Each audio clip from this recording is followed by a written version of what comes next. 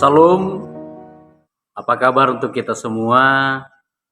Senang boleh kembali bertemu dalam renungan harian Majelis Reset GK Sampit, terkhusus hari ini Jumat tanggal 7 November tahun 2025. Adapun nas yang menjadi dasar dalam perenungan untuk kita pada saat ini yaitu terdapat dalam kitab Zakaria pasal yang ke-6 ayat yang ke-9 sampai yang ke-15. Saya tidak membaca secara keseluruhan dari ayat ini, saya hanya membaca ayat yang ke-11 sampai yang ke-13. Silakan Bapak Ibu, saudara-saudari baca secara pribadi untuk keseluruhan ayatnya. Di mana suatu judul yaitu Kerajaan Sang Tunas di Yerusalem. Firman Tuhan bagi kita dalam ayat yang ke-11 demikian.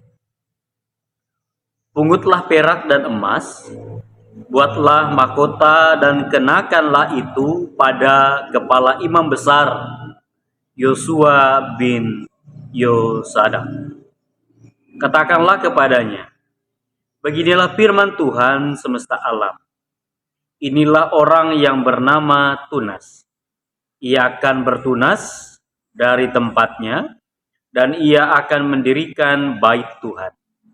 Dialah yang akan mendirikan bait Tuhan, dan dialah yang akan mendapat keagungan, dan akan duduk memerintah di atas tahtanya.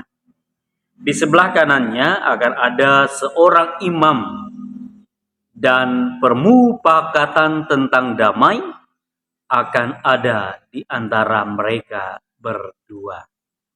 Adapun tema dalam renungan ini, saya membuatnya dengan judul yaitu Karya Tuhan.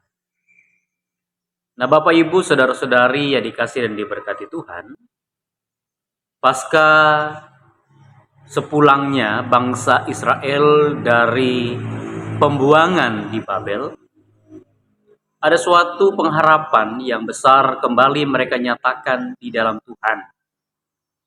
Bahkan Tuhan sendiri merancangkan sesuatu yang luar biasa akan janji yang pasti mereka akan dapatkan.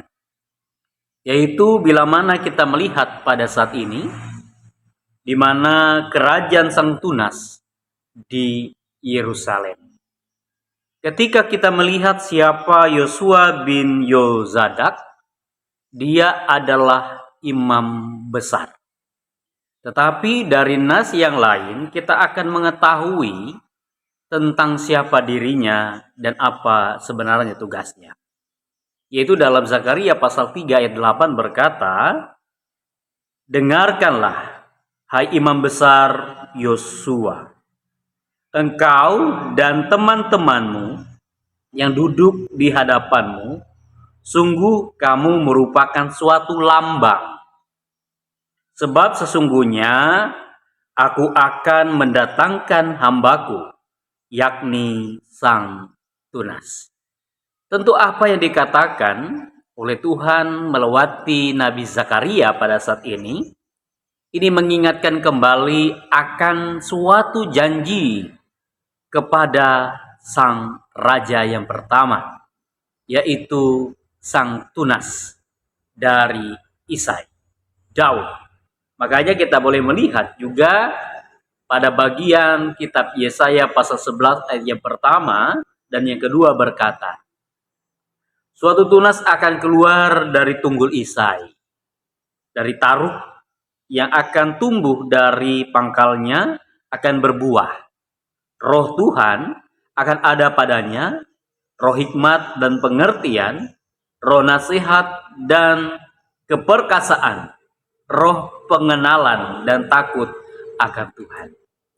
Dan ketika kita juga melihat tadi pada Zakaria pasal yang ke-6 ayat 13, ada sesuatu yang menarik.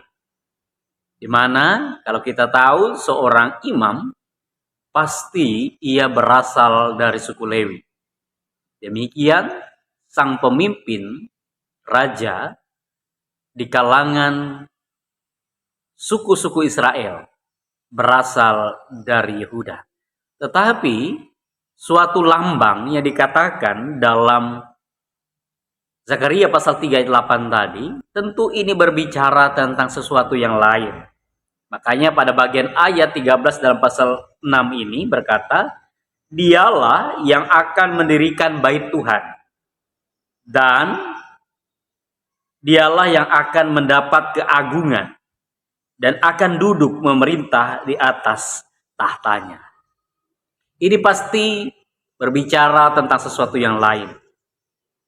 Ya, sampai hari ini terus kita imani dan kita percaya dalam setiap kuasanya, Ia mampu untuk akan terus memimpin keadaan baik di dunia maupun di surga. Di dalam Yesus Kristus, Sang Tuhan yang kita imani, Dia yang adalah Sang Pemilik segala alam semesta, Raja di atas segala raja, di bumi dan di surga. Maka oleh sebab itu, mari dalam setiap pengharapan, karena Dia adalah imam besar yang bukan hanya sekadar mempersembahkan suatu kurban, tetapi bagaimana dirinya sendiri dikurbankan untuk menebus setiap dosa kita. Makanya kesempurnaan yang terjadi, yang terus disampaikan dari semula oleh para nabi, digenapi di dalam Kristus Yesus. Itulah karya Tuhan. Satu tujuan, satu keinginan. Setiap umat manusia yang percaya tidak akan binasa, melainkan beroleh hidup yang kekal. Amin. Untuk renungan firman Tuhan pada saat ini, mari kita berdoa. Bersyukur ya Bapa, setiap karya yang Engkau nyatakan kepada kami begitu luar biasa dan hebat. Kami manusia tidak akan mungkin bisa mengerti dan tahu rancangan Tuhan. Tetapi setiap rancangan Tuhan bukanlah rancangan kecelakaan, tetapi damai sejahtera. Ia membawa kehidupan untuk mendapatkan hari depan yang penuh harapan. Tolong kami semua ya Bapa untuk melihat lebih jauh, supaya apa yang kami rasa dan kami lihat pada saat ini boleh kami bawa dalam suatu pengharapan yang besar. Karena janji yang Tuhan nyatakan bukan hanya sekedar sementara, tapi kekal untuk selama-lamanya. Maka apa yang menjadi ketetapan Tuhan dalam kuasa pimpinannya, dalam setiap apa yang Ia bentuk, Ia jadikan dan Ia ciptakan, membawa kami kepada suatu hidup yang kekal di dalam Dia. Biarlah kami selalu setia untuk hidup di dalam Kristus Tuhan.